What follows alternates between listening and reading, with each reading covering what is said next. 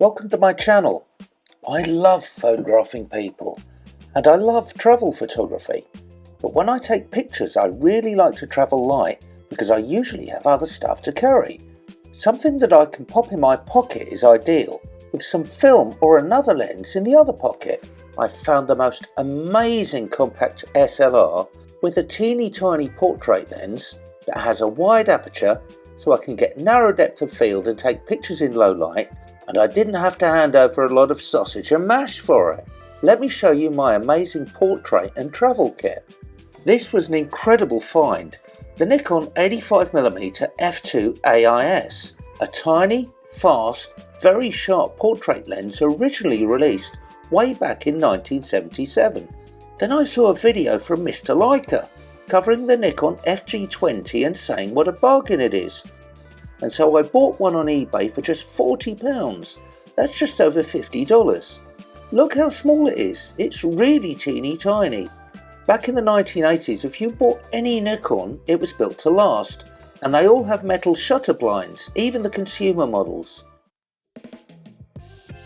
On top of the camera you can see the shutter speeds around the shutter release.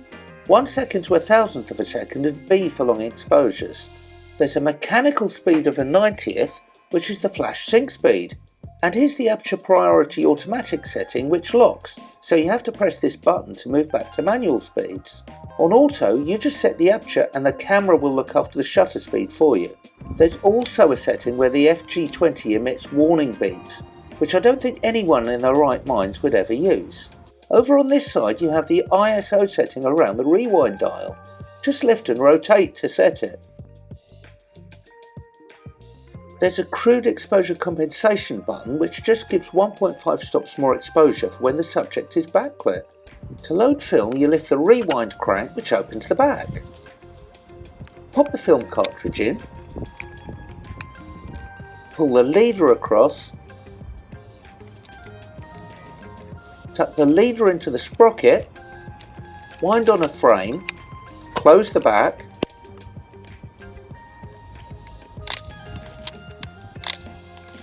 now wind on until the counter shows frame 1, and then set the ISO as I showed earlier. When you've finished a roll of film, just press in the clutch on the base plate and rewind the film.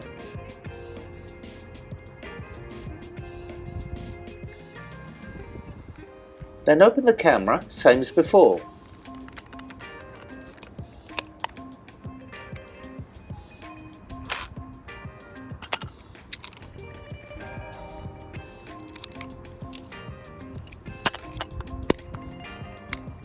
On the right hand side at the front is the self timer for when you want to put the camera on a tripod and take selfies. You can buy a winder, the MDE, which pulls film forward at 2 frames per second. It's very easy to attach with no base plate covers to remove.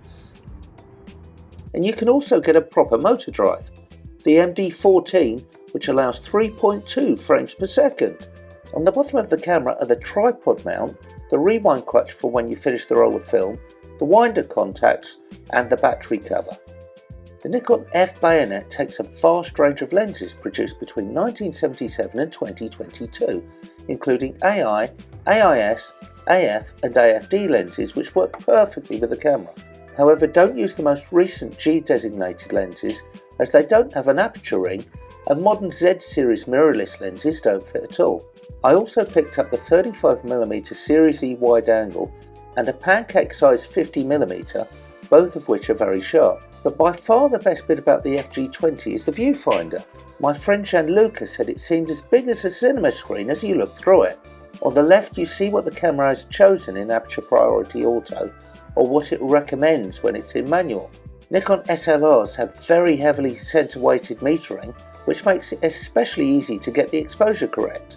Focusing manually is a dream. Even using this 35-105 zoom, focusing is very snappy and clear.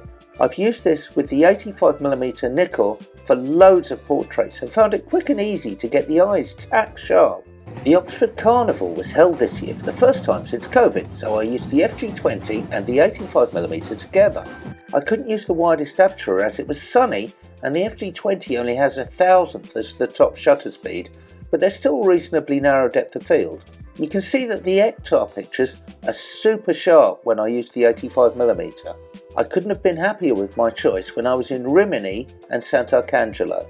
It was small, light, inconspicuous and easy to use.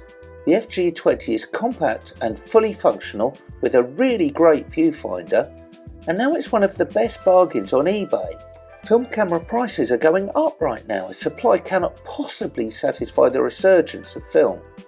The FG20 is likely to be a camera that will be in demand before too long.